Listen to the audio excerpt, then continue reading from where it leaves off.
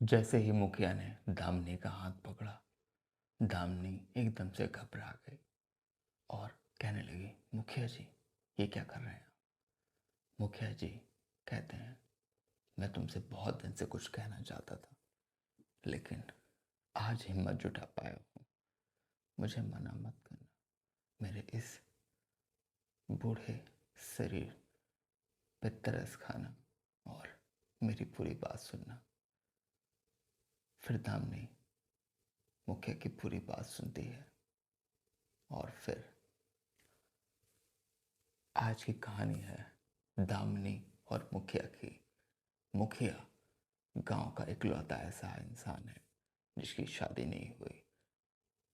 किसी एक खूबसूरत लड़की के पीछे मुखिया ने अपनी पूरी जिंदगी कुर्बान कर दी और वो लड़की किसी अमीर घराने से जाकर शहर में शादी करके अपनी जिंदगी बसा चुकी थी।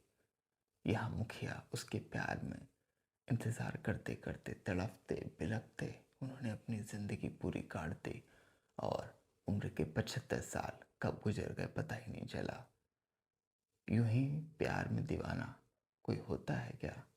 मुखिया जो कि गांव का एक बहुत ही पैसे वाला आदमी था, लेकिन उसकी प्रेमिका ने शहर में बसने का इरादा किया और उसे छोड़कर चली गई।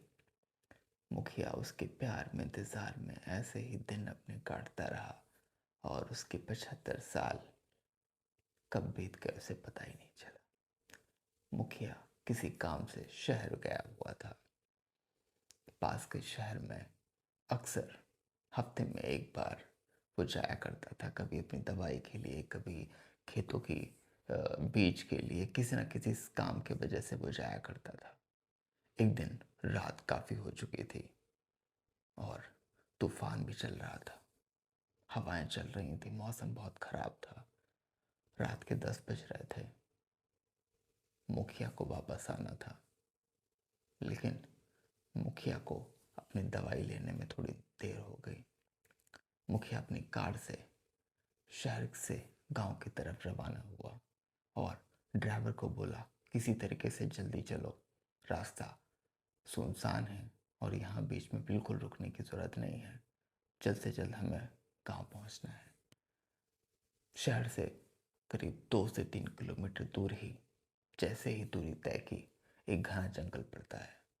वहाँ पर एक खूबसूरत सी लड़की रोड के किनारे बैठी हुई है। मुखिया का ड्राइवर कहता है, मुखिया जी, सामने कुछ दिख रहा है आपको? मुखिया कहते हैं, क्या हुआ, बताना।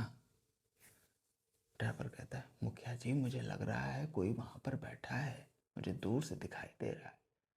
मुखिया कहता है, कौन है? कह रहा, मैं भी तो देखूं।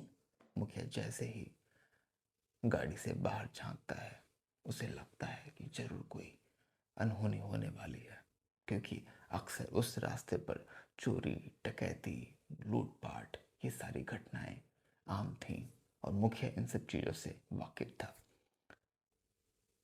ड्राइवर ने कहा, मुखिया जी बताइए क्या करना है, चलूं या देखूं कौन है? मुखिया कहते हैं, ऐसा करो, गाड़ी बंद मत करना, धीरे धीरे कम करो, और अगर कोई भी कुछ लगता है, कोई अनहोनी लगती है, कोई आता है, तो गाड़ी बिना किसी सोचे भगा देना, अंधे की तरह। ड्राइवर कहता है, हाँ मालिक, बिल्कुल जैसा आप कहोगे। जैसे ही गाड़ी नजदीक पहुंचती है, एक खूबसूरत सी 30 साल की लड़की वहां पर पेड़ के नीचे बैठी है। ड्राइवर कहता है, मुखिया जी, मुझे लगता है ये रास्ता भटक गई है। देखिए तो कितनी मासूम है, बेचारी बैठी है, एक बार आवाज लगाइए, देखिए कौन है। मुखिया कहते हैं, रुक जाओ जरा, मुझे देखने तो आसपास, तुम नए हो, तुम्हें जानकारी नहीं है, मैं इस एरिया को बहुत अच्छी तरीके से जानता हूँ। ये जगह बिल्कुल भी ठीक नहीं है, चौकन्ने रहना पड़ेगा। मुखिया फिर से बाहर की तरफ देखते हैं और वो लड़की अपना सिर हाथ में ढके हुए बैठी है।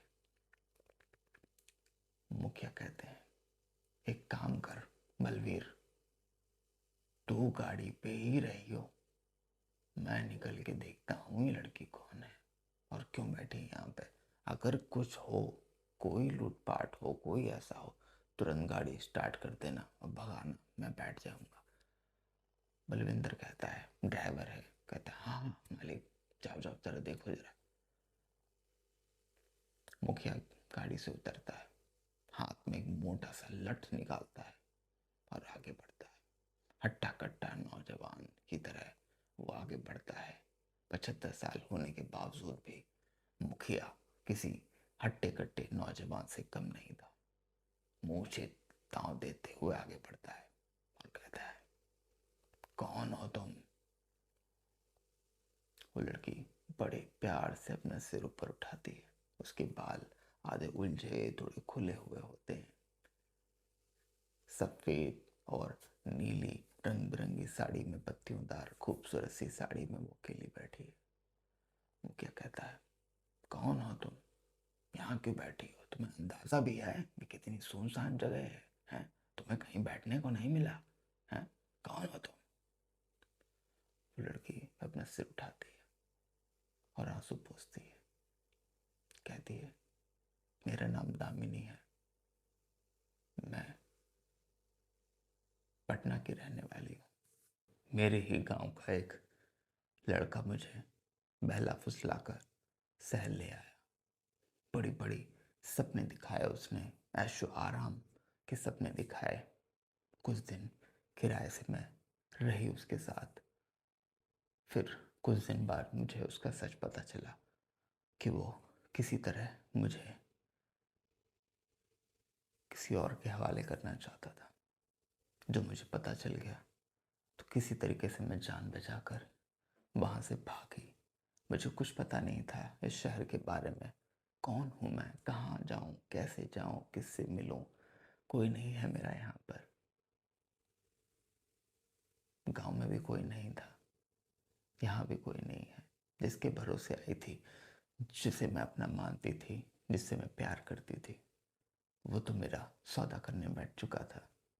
किसी तरह अपनी जान बचाकर मैं शहर से भागी। एक बस थी जिसमें मैं बैठी, जो पास के किसी बस स्टॉप पर ही तक जाने वाली थी। वहाँ उसने मुझे उतार दिया।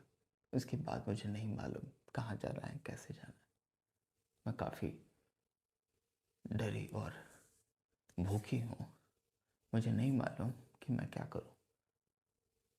मैं घर भी नहीं जा सकती, मेरे पास पैसे भी नहीं हैं और मेरा कोई है भी नहीं। प्रधान कहते हैं, अगर तू सच कह रही है तो मैं कैसे तेरी बात पे यकीन कर लूँ। दामिनी कहती है, आपको मुझ पे यकीन करने की कोई ज़रूरत नहीं है। मैं यहाँ अकेली बैठी हूँ, कुछ ना कुछ मैं कर लूँगी। बस ये रात कट जाए कैसे भी और सुबह दिन होते ही मैं कुछ ना कुछ इंतज़ाम करूँगी। मुखिया कहते हैं, देख ये सुनसान रास्ता है, जंगली जानवर, सांप, बिच्छू, और ये मौसम एक तो खराब है। तो यहाँ पेड़ के नीचे बैठेगी? तो एक काम कर, तू चल मेरे साथ, मेरे घर चल। मैं गांव का मुखिया हूँ, तेरी कुछ मदद करूँगा। कुछ पैसे वैसे चाहिए तो मैं तुझे भी दे दूँगा, लेकिन तू इतनी रात कहाँ जाएगी? पास में कुछ खाने वाने को नहीं है, तू भूखी है, मेरे साथ चल, ठीक है? उसके बाद सुबह तुझे मैं जहाँ तू बोलेगी मैं वहाँ तुझे भेज दूँगा, ठीक है? मुझ पर विश्वास कर। ड्राइवर कहता है, अरे अरे पर मुखिया जी जल्दी आओ, रात हो रही है, अंधेरा बढ़ रहा है, बारिश होने वाली है, तूफान बढ़ रहा है। मुखिया कहता है, अरे ठहरा रहे, तुझे बड़ी जल्दी है, हैं? देख नहीं रहा यहाँ कितनी बड़ी मुसीबत आन पड़ी है इस बेचारी पर, हैं? मदद करने के बजाय वहाँ गाड़ी में बैठा है, लाड साहब बन रहा है। बैठ जल्दी चुपचाप। दामिनी को लगता है कि शायद अब उसकी कोई मदद करने आ गया है और उसके सिवा अब कोई उसके पास चारा भी नहीं है। दामिनी कहती है, आपका बहुत बहुत एहसान होगा मुझ पर। बस मुझे आज रात तक की किसी तरीके से ये रात कट जाए। आप मेरे लिए सिर्फ इतना कर दें कि मुझे एक छोटी सी जगह थोड़ी सी दे दें जहाँ मैं बैठ जाऊंगी। वो क्या कहता है, ये इतनी बड़ी गाड़ी है, मैं आगे बैठ जाता हूँ तो पीछे बैठ जाना, ठीक है? चल चल तू मेरे साथ, तुझे अच्छा खाना खिलाऊंगा, ठीक है? और सुबह तू जहाँ बोलेगी तुझे तेरे घर छोड़ दूंगा, जो बोलेगी वो करूंगा, तेरे पैसे वैसे तेरे को दे दूंगा, ठीक है? किसी तरीके से दामिनी अपने आप को उठाती है। मुखिया गेट खोलता है और बैठ जाती है दामिनी, अकेली डरी सहमी सी, अपने आप को सुकोड़ के रख के बैठ जाती है कोने में। और मुखिया आगे गाड़ी में बैठ जाता है ड्राइवर के साथ। अब मुखिया कहता है, तू ऐसा कर, आराम से बैठ जा, ज़्यादा नहीं, 1 घंटे में हम गाँव पहुँच जाएंगे, ठीक है? तब तक तू आराम से बैठ, डरने की कोई ज़रूरत नहीं है, मैं हूँ। और तू चल आ जल्दी गाड़ी, हर वक्त सिर्फ रेट करता रहता है, चल। ड्राइवर तेज से गाड़ी चलाता है और ठीक 1 घंटे बाद गांव के पास पहुंच जाते हैं। जैसे ही नज़दीक पहुंचते हैं, तुरंत दामिनी कहती है, ये है आपका गांव। मुखिया कहता है, हाँ ये गांव है और मैं इस गांव का मुखिया हूँ। तुझे मालूम नहीं है तेरी मदद करने के लिए कौन सामने खड़ा है। अब अगर कोई आ भी जाए ना तुझे लेने के लिए या तेरे ऊपर कोई भी तकलीफ, उसका सामना मैं करूँगा पहले। बस कुछ देर बाद मुखिया अपने घर के पास पहुंच जाता है, गाड़ी से उतरता है, दामिनी को भी कहता है उतर जा, चल तुझे अंदर खाना खिलाता हूँ। देखता है कि कोई नहीं है।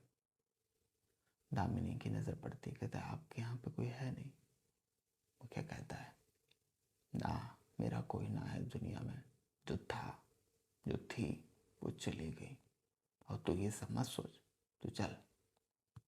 जैसे ही मुखिया घर के अंदर होता है, तुरंत उसका नौकर रामू उसके लिए पानी लेके आता है और कहता है, रामू देख ये दामिनी है, इसके लिए जल्दी से साफ सुथरे कपड़ों का इंतज़ाम कर और इसको चाय नाश्ता करा और फटाफट बढ़िया सा खाना लगा, इसको भूख लगी है। रामू दौड़ता दौड़ता किचन में जाता है और खाने का इंतज़ाम करने के लिए सारी तैयारी शुरू करता है। फिर कुछ देर बाद कुछ कपड़े लेके आता है और कहता है, मुखिया जी ये कपड़े। कहता है, ला ला ठीक है। मुखिया उन कपड़ों को दामिनी को देता है, कहता है ऐसा करो, जाओ नहा लो, काफ़ी भीग गई हो, ठीक है? ये कपड़ों को बदल लो, आओ थोड़ी देर बाद खाना खाते हैं। दामिनी जाती है, कपड़े चेंज करती है और जब दामिनी की नज़र मुखिया पे पड़ती है तो उसे ऐसा लगता है कि मानो कोई उसे अपना मिल गया है। और जब मुखिया की नज़र दामिनी में पड़ती है तो मुखिया उसको देखता निहारता रह जाता है, मानो उससे पहले उसने कोई ऐसी खूबसूरत सी सुंदर सी अप्सरा ना देखी हो। खाना लगता है, मुखिया बैठता है, दामिनी डरी सहमी सी कहता है, सुन, डरने की जरूरत ना है तुझे, आराम से खाना खा और सो, ठीक है? कल सुबह बात करते हैं। दामिनी बहुत भूखी होती है, खाना खाती है। मुखिया कहता है, रामू जा इसे पास वाले रूम में बढ़िया से बेड पे साफ आप करके इसको जगह दे वहाँ सो जाएगी ये, ठीक है? और मुखिया अपने रूम में चला जाता है। सुबह उठता है, सुबह 4 बजे देखता है कि दामिनी का रूम का दरवाज़ा बंद है और वो चुपके से जाके उसको झांक के देखने की कोशिश करता है। दामिनी आराम से सो रही होती है, मन उसे अब कोई चिंता नहीं है। उसको देखकर मुखिया अब ऐसा महसूस करता है मानो उसको उसकी प्रेमिका जो छोड़ कर गई थी उसके पास है। और फिर सुबह होती है, चाय नाश्ता होता है। अब कहता है मुखिया, बता अब तुझे क्या करना है? दामिनी कहती है, अब मैं कुछ नहीं कह पाऊंगी। गांव जाकर मेरा वहाँ कोई है नहीं, और मैं अब किस मुंह से अपने गांव जाऊंगी। आपसे बस इतनी विनती है, अगर आपके घर में कोई छोटी सी जगह हो तो मुझे कोई कोना दे दें। मैं आपके घर का चौका बर्तन झाड़ू पोछा सारा काम करूंगी। मुझे एक नौकरानी समझ के अपने घर में रख लीजिए। मेरा कोई नहीं है इस दुनिया में। आप बड़े दयावान हैं, बड़े अच्छे हैं। मुखिया कहता है, ना ना, तुझे ऐसे करने की जरूरत ना है, नौकर चाकर तो बहुत है यहाँ पे। हमने कहती, नहीं नहीं, मैं कुछ भी काम कर लूँगी, मुझे मुझे मोहलत दें, मैं आपका दिल जीत लूँगी। मुखिया कहता है, बात सुन, यहाँ नौकर चाकर की कोई ज़रूरत ना है, और हमारे पास पैसे की भी कोई कमी ना है। तने यहाँ रहना है तो आराम से रह, लेकिन मुझे अपने गांव पता का सारा दे दे, ताकि हमारे से कोई पूछे तो मैं उससे बता सकूँ कि तू कौन हो गया है। दामिनी अपने पूरे घर की बात, पूरा पता पता और सारी चीज़ें बता देती है। मुखिया कहता, ठीक है, आज से वो तेरा कमरा है, वहाँ तू आराम से रही हो, ठीक है। और तेरा जी मर्जी करे वो काम करना, जी मर्जी करे वो ना करना। आराम से तू बिस्तर पे सो, खा पी, नौकर चाकर तेरी सेवा करेंगे, ठीक है। धीरे धीरे एक हफ्ता बीत जाता है। कभी सुबह शाम आपस में वो लोग बैठते थे, बात करते थे। धीरे धीरे मुखिया अब दामिनी के तरफ आकर्षित होने लगता है, और दामिनी भी अब धीरे धीरे मुखिया से ऐसे घुल जाती है मानो वो कई बरसों को पुरानी उसकी जानकार है। एक दिन रात के 12 बजे मुखिया पानी पीने के लिए अपने रूम से बाहर निकलता है, और देखता है कि दामिनी की खिड़की खुली हुई है कमरे की। जब वहां पर झांकता है तो दामिनी बेसुध होकर बैठी है एक कुर्सी पर। मुखिया कहता, क्या हुआ, नींद नहीं आ रही तुझे? मुखिया दामिनी कहती है, नहीं। तो कहता, चल बाहर चल, तुझे मैं अपना पूरा ये घर दिखाता हूँ। पीछे वाले बगीचे में बैठेंगे, हवा ठंडी चल रही है। दोनों वहाँ बैठते हैं एक कुर्सी पर, आपस में बात करते हैं। धीरे धीरे मुखिया दामिनी का हाथ पकड़ लेता है। दामिनी कहती है, प्रधान मुखिया जी, ये क्या कर रहे हैं आप? मुखिया कहता है, मुझे मत रोको, ये उम्र में मुझे अब बर्दाश्त नहीं होता। तो हमारी बड़ी अच्छी लागे है, ठीक है। तने अगर कोई तकलीफ ना है, तने मैं बहुत प्यार करो हूँ, और तू मैंने घर में एक खुशी लेके आवेगी, मुझे पूरा भरोसा है। तो अगर जो बोलेगी मैं करूँगा। दामिनी कहती है, मुखिया जी क्या कह रहे हैं आप? मैं तो आपके घर की नौकरानी भी नहीं हूँ, आप मुझे अपने साथ ऐसे कैसे कर सकते हैं? और मैं फिर तो आपसे काफ़ी छोटी हूँ। मुखिया कहता है, तो छोटी ज़रूर है, लेकिन तुम्हारे दिल के बड़े करीब है। मुखिया फिर से हाथ पकड़ लेता है। दामिनी कहती है, मुखिया जी ये क्या कर रहे हैं आप? कोई देख लेगा। मुखिया कहते हैं, यहाँ हमारे उतारे सिवा कोई ना है छोरी। अब मैं थाने अपने दिल की बात बताता हूँ। मुखिया अपने दिल की सारी बात बताता है। कहता है, वो बहुत ज़्यादा तुम्हें पसंद करता है, तुम मेरे दिल में बस चुकी हो, तुम मुझे बहुत पसंद हो। दामिनी भी सोचती है कि उसका इस दुनिया में कोई नहीं है, और उम्र का कोई तकाजा नहीं है। अगर मुखिया उसे इतना प्यार करता है, उसे महारानी बनाकर रखना चाहता है, तो हर्ज क्या है। फिर दोनों एक दूसरे से गले लगते हैं, अपने दिल की सारी बात कहते हैं, और कब सुबह हो जाती है पता ही नहीं चलता। अगले दिन गांव में ढिंढोरा पीट जाता है कि मुखिया किसी खूबसूरत औरत के साथ बगीचे में बैठा था।